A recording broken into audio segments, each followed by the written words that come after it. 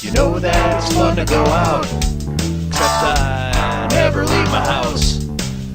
I'm either at work or home, and it seems kind of pathetic just drinking alone. So if you got nothing going on, have some drinks with Ron. Hello and welcome once again to Drinks with Ron. I'm Ron, having some more of my basement wine that was so surprisingly not shitty. I'm so thrilled I'm gonna have another glass. I don't know where I went right, to tell you the truth. The last I said in the last episode I made about 5 gallons of wine. A few episodes ago I did a demonstration upstairs showing you how I make my wine, and that gallon that I demonstrated for you how to do it was fan-fucking-tastic. Now these other 4 gallons, for some reason, once I do something right, I decide I should totally disregard the way I did it and do it totally different. So that's what I did. I mean, these next few gallons were everything. My daughter got a bottle of non-alcoholic wine for New Year's Eve. She went to her friend's house.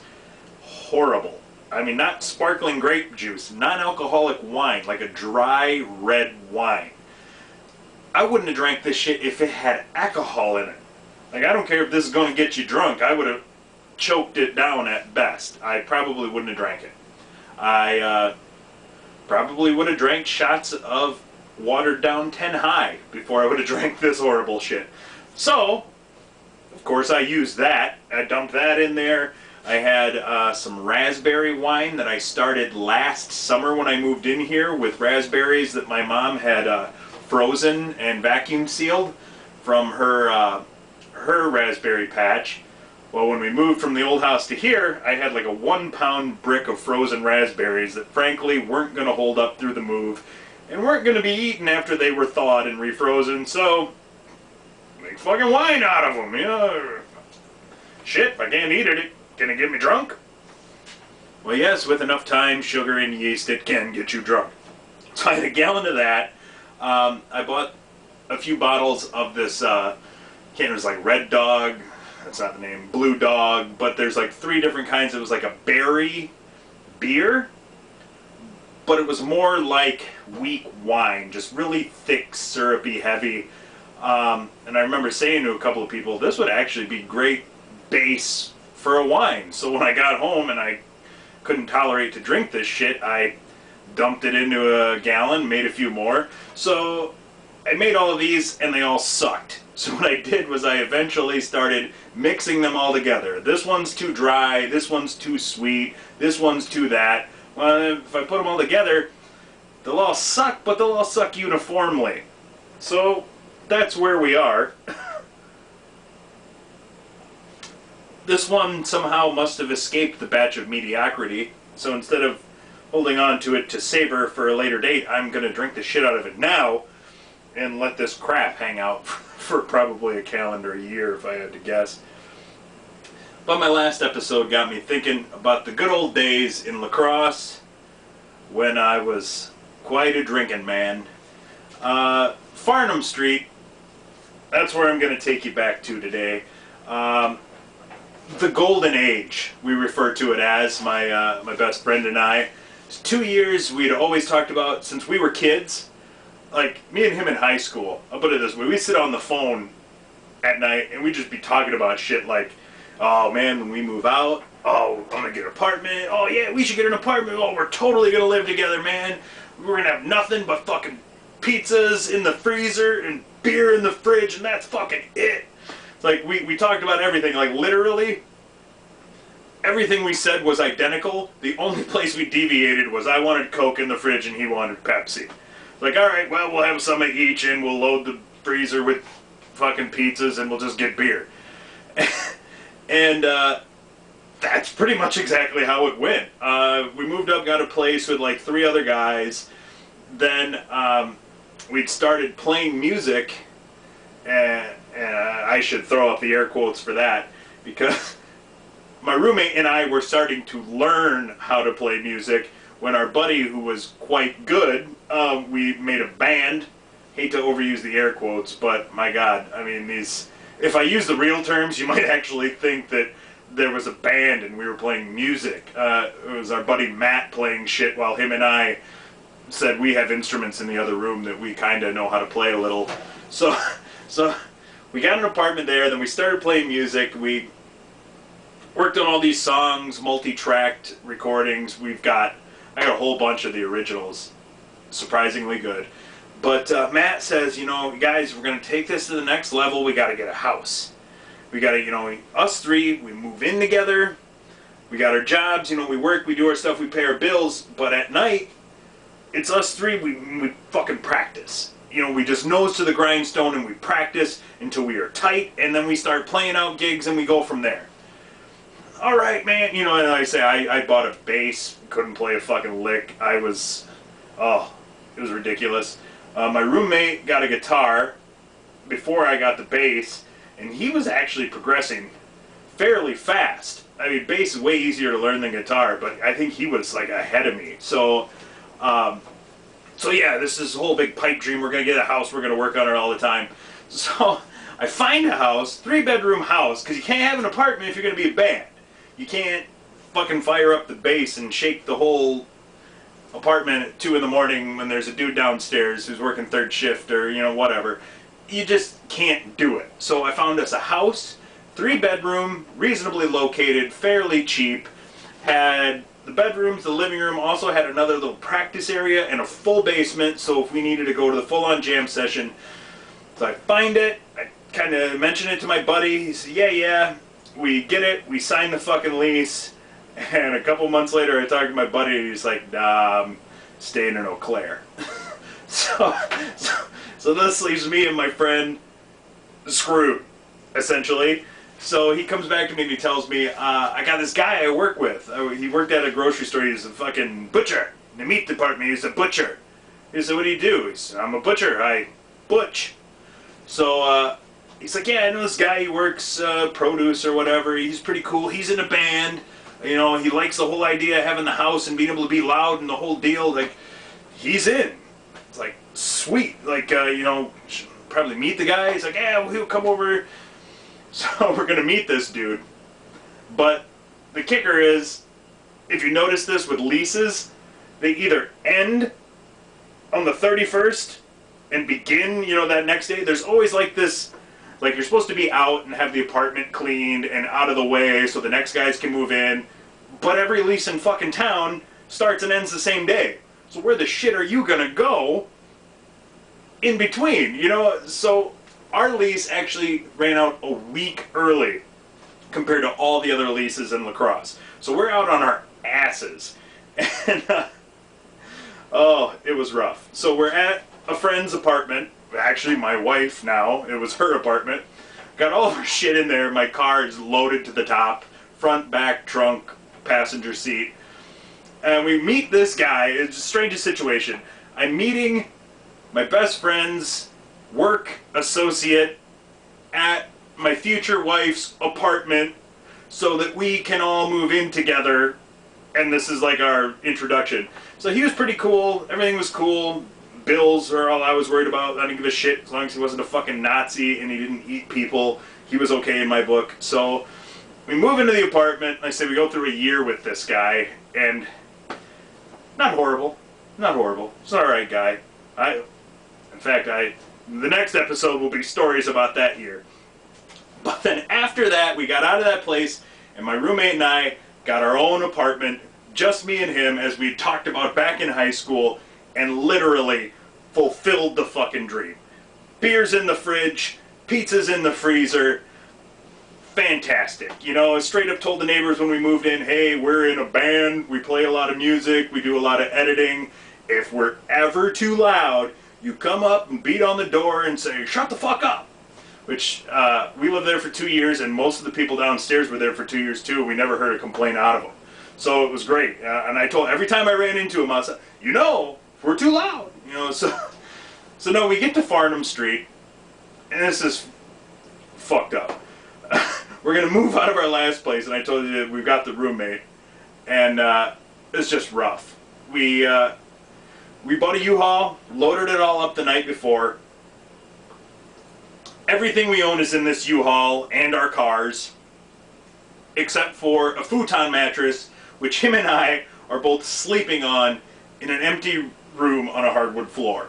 So, you know, here's two grown-ass men sharing a blanket, sharing a futon mattress, empty room, wooden floor, and our roommate has, like, Tool or something very loud, cranked, sleeping.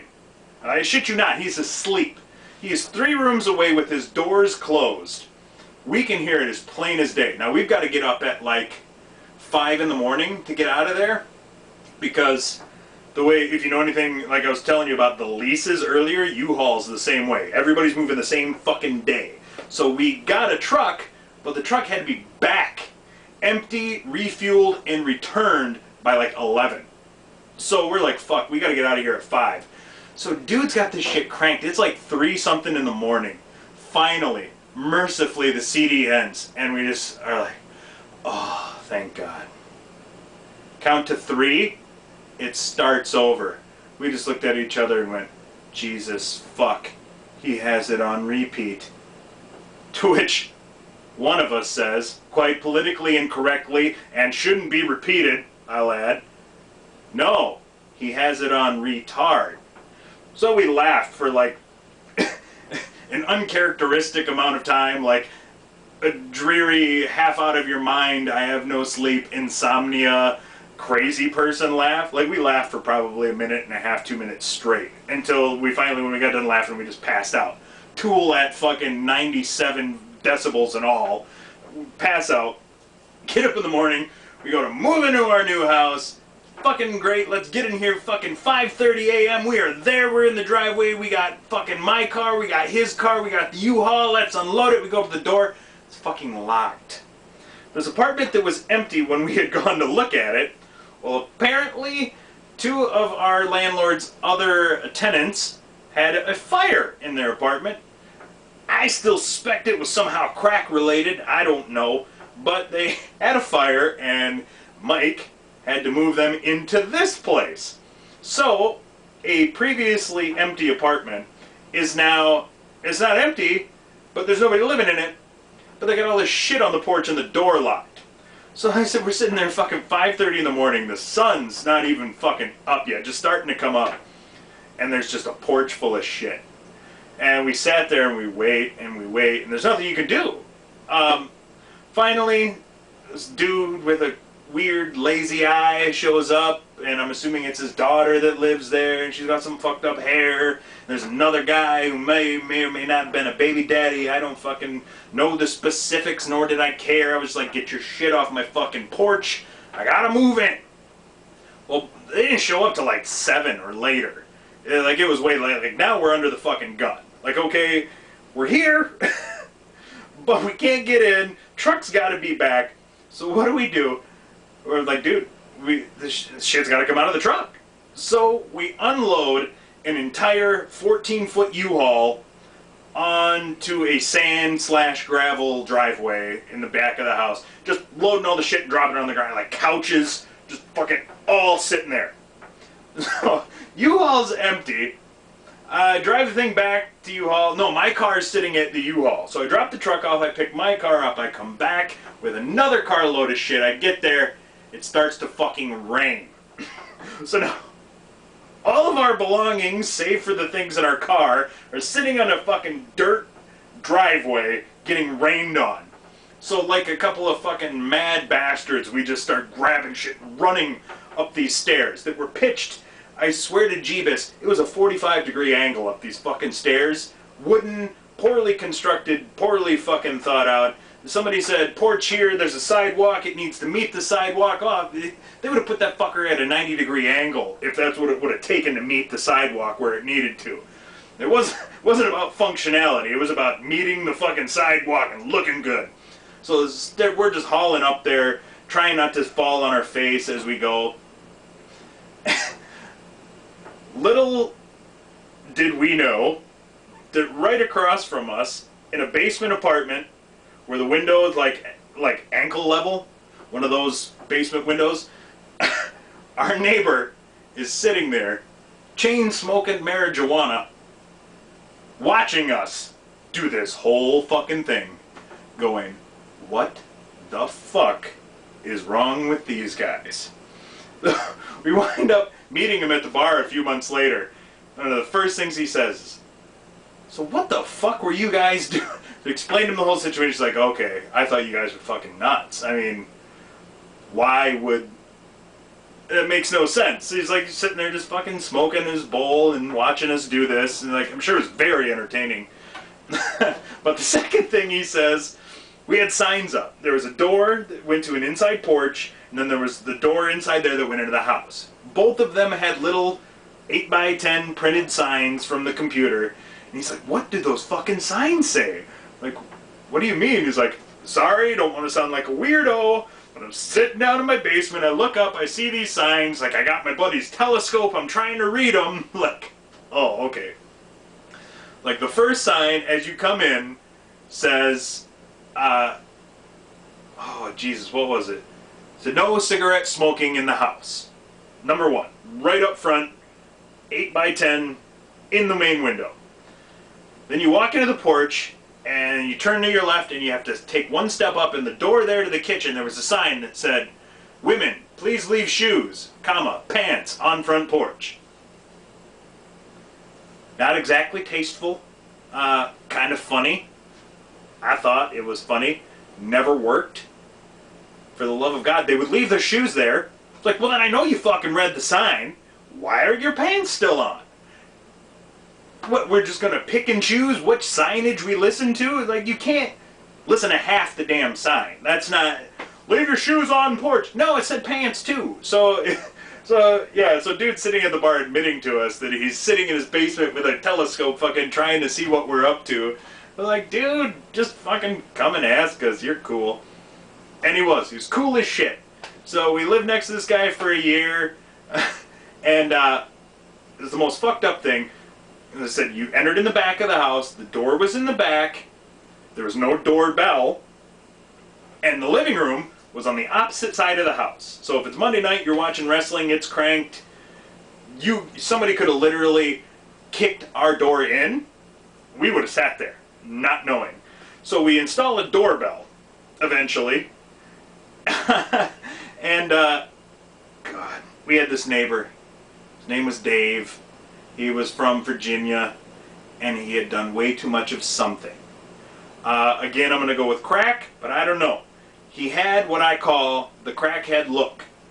And if you've ever met somebody that smoked way too much crack, and I have, it's in the eyeballs. You say something to them, and you can see that it might be turning, but it's going to fucking take a while. Like, you say something to Dave, and he just look at you. 30 to 60 seconds later, he may answer, or he may just nod. So you weren't sure if he heard you, if he was still computing, or what it was. But Dave had the crackhead look, and he just... So Dave would come over, and he would try to borrow anything under the sun. He came over one time, can I borrow some butter? Don't have any. Can I borrow a burger? I don't have any. Can I borrow milk? I don't fucking have any. Dude, we're bachelors. We got frozen pizzas, which I wasn't even going to tell him about that. I got pizza and fucking beer. That's all I have. If you're looking for fucking condiments and cooking things, we don't have them. So, Dave, being an astute crackhead, starts looking around for things that he can tangibly see I have that he can ask to borrow. Can I borrow a pair of computer speakers? No. Can I borrow that? No. So Dave, and he couldn't take a hint and he wouldn't go away. You could straight up tell him to his face, Dave, you need to leave. I can't stand you and I'm going to punch your face. Okay, what y'all gonna do later? Dave, get the fuck out of here before I kill you! And I have to go to jail forever! It's gonna suck if I have to go to jail for you because you have to fucking kill. So, it got to be so bad, and I have anger issues as it is. So when the doorbell would ring, we would be on the computer, would jump over and get on a MSN. Mellse, who the fuck's at my door? Is it Dave?